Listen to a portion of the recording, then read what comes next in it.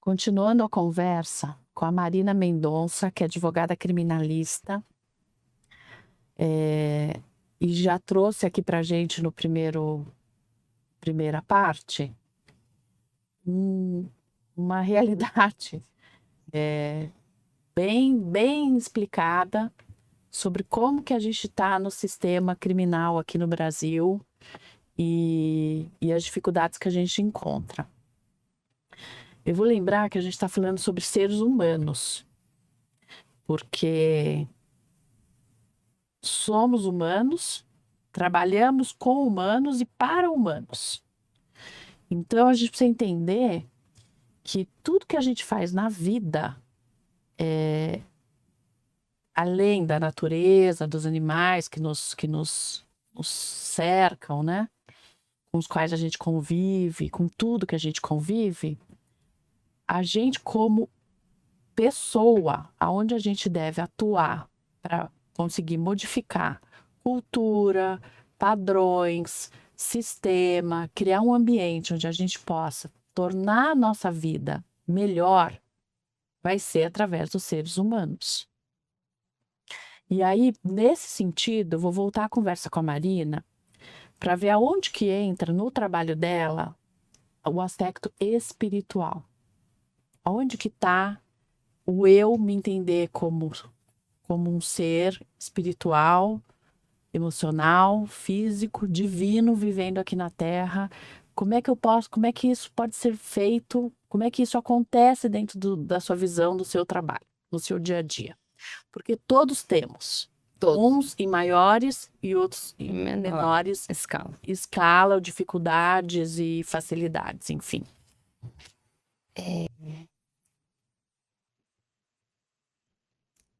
Eu vou voltar para dizer o que você falou, né? De que nós... Fez sentido para você? Faz, claro. Nisso de que nós somos humanos. E lembrar que nós estamos falando de seres humanos aqui. Eu vou começar por aí porque muitas vezes, né, na minha área, enfim, quando a gente está falando de pessoas acusadas do cometimento de crime, essa perspectiva se perde um pouco. Nas acusadas. Nas pessoas acusadas. Essa perspectiva se perde um pouco porque... fez tal coisa, tem que ser punido mesmo, tem que ser maltratado mesmo, tem que... Isso ainda existe. Então, eu acho que essa perspectiva é olhar para todos esses agentes, né, até das pessoas sobre as quais eu falei, né, na primeira parte, é isso, somos todos seres humanos com luzes e sombras.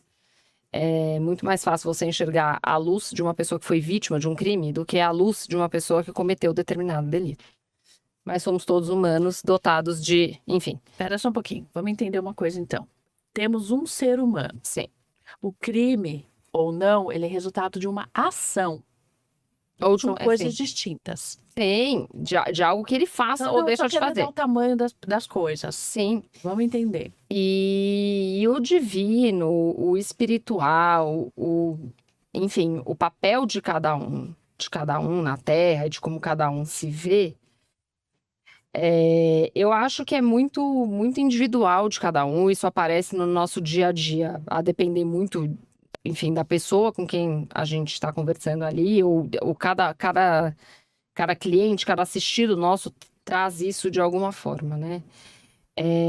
Mas o divino, o espiritual tem um papel muito importante, eu acho, enfim, na vida das pessoas quando elas se deparam com um fardo que é humano. Enfim, o nosso sistema legislativo, o nosso ordenamento jurídico, a forma como os seres humanos decidiram desenhar os seus sistemas para que condutas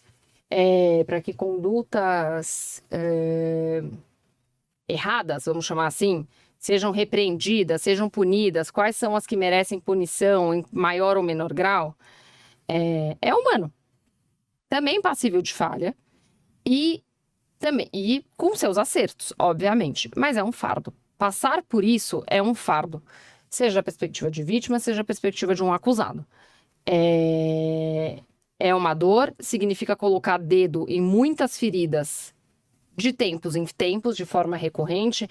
Então, o cliente tem uma audiência, meses não acontece nada no processo, aí vai ter uma outra audiência, aí você tem que voltar a tomar contato com aquele assunto.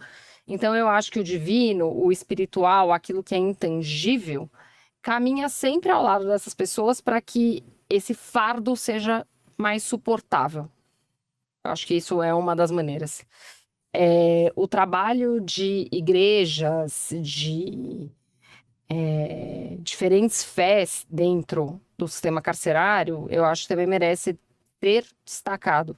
É um lugar de refúgio, é um lugar de acolhimento, é um lugar que, para muitas pessoas, significa resiliência, significa poder de tolerar aquela pena que lhe foi imposta, aquela situação de privação de liberdade que lhe foi imposta, porque quando você está preso, seus direitos de ir e vir estão completamente tolhidos.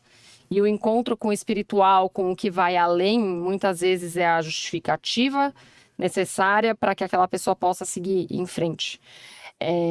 Muitas vezes também as pessoas, elas são conformadas com aquilo que está acontecendo porque entendem como é a vontade de Deus, Deus quis assim, e esse é o meu papel aqui na Terra. É dessa maneira que eu tenho que viver, Deus escolheu.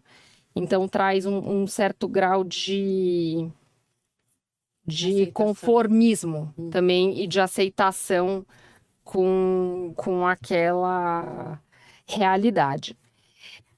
Agora, como cada um de nós, né, envolvidos aí em problemas dessa natureza, e cada um dos nossos clientes, dos nossos assistidos, ou das pessoas que são acusadas ou que são vítimas do cometimento de um crime, como cada um se enxerga, né, como ser humano, como a sua própria espiritualidade, ou aquilo que é divino, ou o poder que você tem de transformar determinada realidade a partir daquilo que você experienciou, daquilo que você viveu, aí é muito individual, mas também é um lugar que a gente acaba se deparando com essa situação.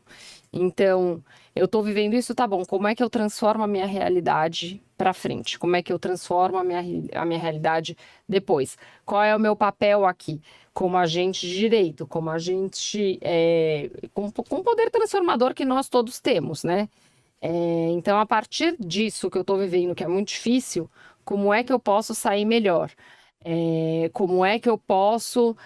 Enfim, eu tenho um caso de uma pessoa, enfim, que foi vítima de uma violência sexual, que, enfim, no contexto familiar existe uma ideia de montar um projeto social para acolhimento de mulheres que tenham passado por essa mesma situação. Então, como essa questão de como você transforma, eu acho que ela está muito ligada a algo que é mais... é mais profundo dentro de nós, né? Que sai dessa superfície do, eu me agarro aqui a Deus, eu vou rezar a Bíblia, eu vou rezar um terço, não sei o que, todos os dias, porque se eu rezar, quantas vezes eu vou rezar, eu vou conseguir dar conta disso daqui, né? E essa capacidade de transformação de algo que foi muito ruim em algo que pode ajudar outras pessoas, ou que pode ser transformador para você mesmo, ou que pode fazer ser melhor para o mundo, ou, enfim, para o coletivo, para a sociedade, ela acontece com frequência, mas cada um no seu ritmo. E eu acho que, assim, a gente precisa de muito autoconhecimento, de muito trabalho interno para conseguir chegar nesse lugar. E aí eu acho isso em todas as esferas da nossa vida, né? Aí não é só do crime ou da área na qual eu trabalho. A gente ter capacidade de transformação, a gente se entender como ser transformador, é difícil, mas situações muito complexas, como as que a gente lida todos os dias no nosso trabalho, elas podem ser catalisadores disso. É muito bom você falar isso, porque assim, eu entendo que você trabalha num ambiente onde a gente está no extremo da sociedade, que é onde a gente passa uma linha e fala, isso pode, isso não pode. Isso é um crime contra outro ser humano, ou contra a sociedade, ou contra a natureza, é isso? Então a gente está sempre nesse extremo onde convencionou-se de que aquilo é crime. De que aquilo não pode. Que aquilo não pode. E a partir daí, um fica bom, o outro fica ruim. Se tiver acusação e acusado. Tá certo? Tá certo. Tá. E esse pode, não pode, ele muda conforme a época do mundo, da história, das sociedades. Certo. Tô certa, Nick? Tá certo. Tá. Só que assim, as leis, elas deveriam acompanhar a história. A evolução. Só que nunca acontece tudo no mesmo momento. Então, às vezes acontece...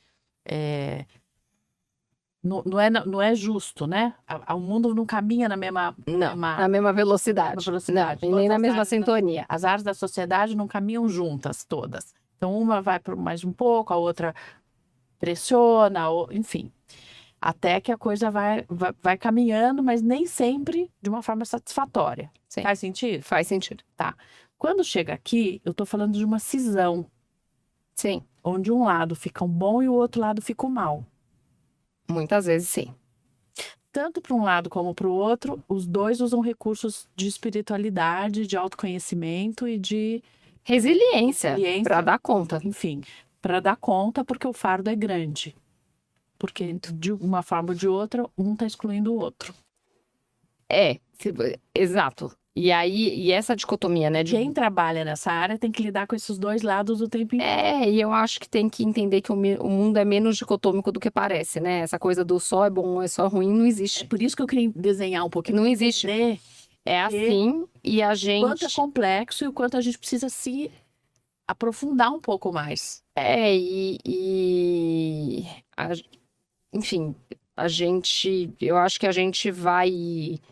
Ao longo do tempo, né, que você vai se dedicando a determinada atividade, você vai aguçando o olhar, você amadurece na forma como você lida quando os problemas chegam até você, até, né, porque você tem que ter um distanciamento, senão você não consegue defender alguém, seja o crime que for, tá? Não é... Mas a gente aprende a olhar para essas pessoas, e aí é que eu dizia, né, da empatia, do poder de escuta, da capacidade de escuta, de um outro lugar. Porque nem todo mundo é bom, só bom. E ninguém é só bom ou ninguém é só ruim. Não existe isso bom e ruim. Apesar de que, na realidade, as pessoas enxergam determinadas situações dessa maneira. E as pessoas têm mais tolerância com determinados crimes do que com outros. Então, ninguém tolera roubo, ninguém tolera tráfico. Ah, mas se você corrompeu alguém aqui, talvez isso aqui não seja tão ruim, né? A gente enxerga muito isso.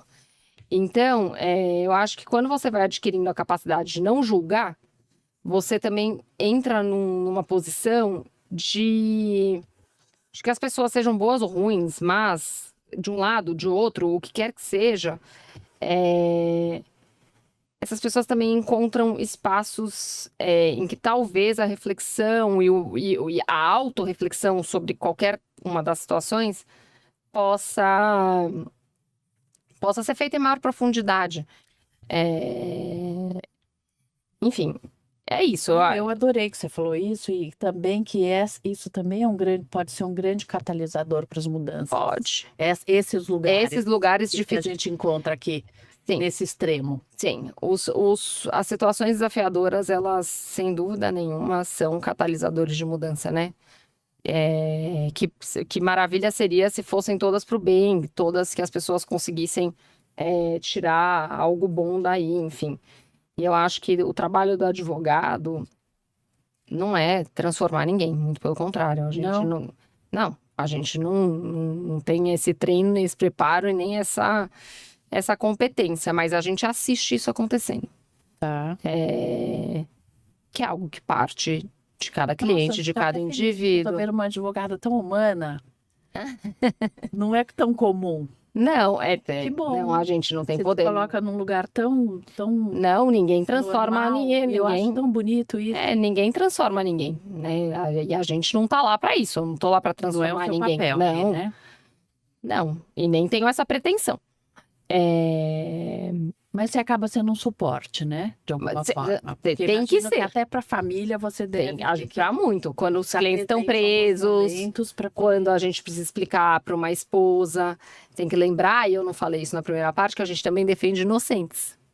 Então, nada pode ser mais difícil do que defender um inocente injustamente acusado. Nós estamos falando acusado, porque a gente pode ser porque a gente não tem como garantir resultado. Você não tem como prometer para essa pessoa que vai dar certo. Defender inocente é a coisa mais difícil que pode acontecer na vida de um advogado. Isso é um bom jeito da gente fechar a nossa conversa de hoje, porque você vai voltar para outras, tá? Porque nós Feliz. vamos juntas nesse processo de conscientização, do que eu puder, da minha parte também. E a pergunta é, e quando é que a gente sabe que a pessoa é inocente ou não?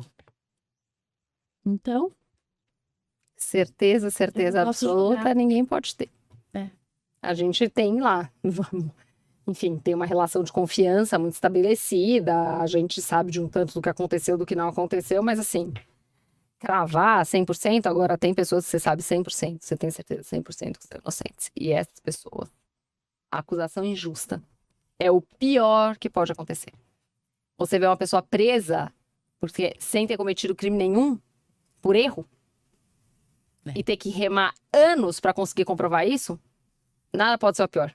Nada pode ser mais frustrante para um advogado criminal do que passar por uma situação como essa. E acontece. Acontece. muito triste. Enfim. E obrigada por compartilhar essas histórias, por ter vindo aqui. Obrigada a você mais uma vez pelo convite. E ótimo trabalho para você. Obrigada para você também. Obrigada.